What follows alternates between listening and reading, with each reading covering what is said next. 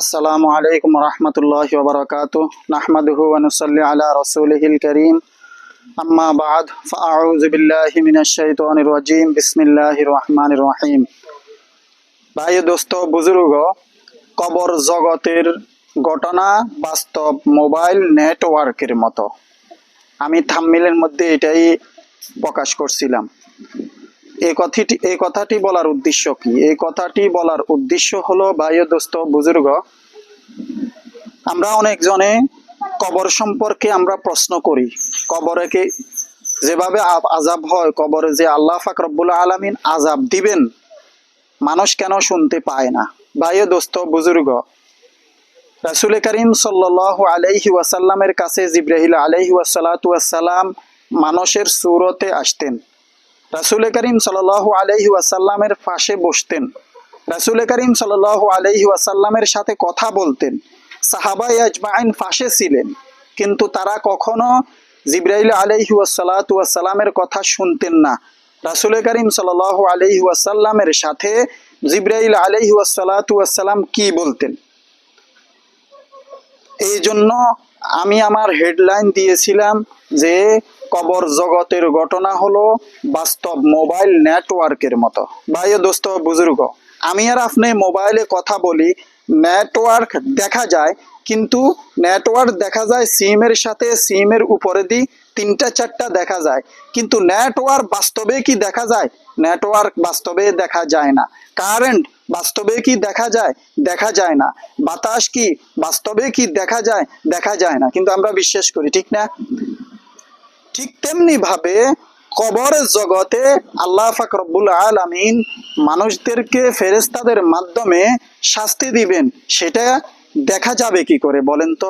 আপনারা যে বিভিন্ন সময় বিভিন্ন জায়গায় প্রশ্ন করেন ওলামায়ে কেরামকে, আপনারা বলেন সেটা বাতাস দেখা যায় না, বিশ্বাস করি। কারেন্ট দেখা যায় না, বিশ্বাস করি। রূহ দেখা যায় না, বিশ্বাস করি। কবর জগতে শাস্তি হবে, দেখা যায় না, বিশ্বাস কেন করব না? হযরত ইব্রাহিম আলাইহি ওয়াসসালাতু ওয়াসসালামের কথা চিন্তা করেন। সূরাতুল বাকারার 260 নং আয়াতে রব্বি আরিনি কাইফা তুহয়িল মাউতা ক্বালা আওয়ালাম তুমিন ক্বালা বালা ওয়ালাকিন লিয়াতমাইন্না কলবি ক্বালা ফাখুয আরবাআতাম মিনাত তায়রি ফাসুরহুন্না ইলাইকা সুম্মা জাআল আলা কুল্লি জাবালিন মিনহুন্না জুজআন সুম্মা দুহুন্না ইয়াতিনাকা সায়া। এই আয়াতের মধ্যে সূরাতুল বাকারার 260 নং আয়াতের মধ্যে আল্লাহ পাক রব্বুল আলামিন হযরত ইব্রাহিম আলাইহি ওয়াসসালাতু ওয়াসসালামের কথা তুলে ধরছেন। হযরত ইব্রাহিম আলাইহি ওয়াসসালাতু ওয়াসসালাম আল্লাহ পাক রব্বুল আলামিনকে বলেন, ও রব্ব করিম, আপনি যে মানুষদেরকে জীবিত করবেন, মৃত মানুষদেরকে জীবিত করবেন, আমি একটু দেখতে চাই। আল্লাহ পাক রব্বুল আলামিন হযরত ইব্রাহিম আলাইহি ওয়াসসালাতু ওয়াসসালামকে বলেন, ও ইব্রাহিম, তুমি কি আমার কথা বিশ্বাস করো না আমি যে এটা পারি? হযরত ইব্রাহিম আলাইহি ওয়াসসালাতু ওয়াসসালাম বললেন, জি অবশ্যই বিশ্বাস করি। আপনার প্রতি আরো মহব্বত, আপনার প্রতি আরো ভালোবাসা, আপনার প্রতি আরো একিন যেন হয়, এজন্য আমি দেখতে চাই।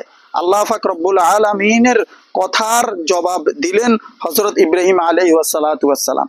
হযরত ইব্রাহিম আলাইহি ওয়াসসালাতু ওয়াসসালামকে আল্লাহ পাক রব্বুল আলামিন বলেন, তুমি 4টি পাখি নাও, 4টি পাখি নিয়ে তুমি এগুলাকে ফুস মানো।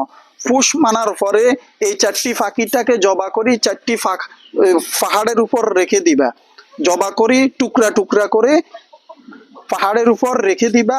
রেখে দেওয়ার পর তাদেরকে ডাকবা, তোমার কথা শুনে তারা চলে আসবে। হযরত ইব্রাহিম আলাইহি ওয়াসসালাতু ওয়াসসালাম তাই করলেন, আর নাম ধরে ডাকলেন, আর সবাই চলে আসলো। ভাই ও দোস্ত বুজুর্গ, ঠিক তেমনি ভাবে আল্লাহ পাক রব্বুল আলামিন কবরের জগতে ফেরেশতাদের মাধ্যমে মানুষদেরকে শাস্তি দিবেন।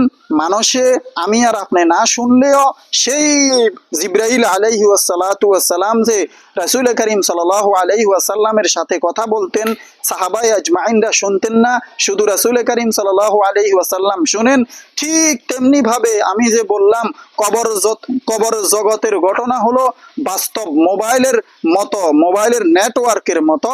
নেটওয়ার্ক যেরকম আমি আপনার সাথে কথা বলতেছি, আমি কি বলতেছি পাশের লোক শুনতেছে, কিন্তু যার সাথে কথা বলতেছি সে আমার সাথে যে কথা বলতেছে, কি বলতেছে কিন্তু আমার পাশের লোক শুনতেছে না।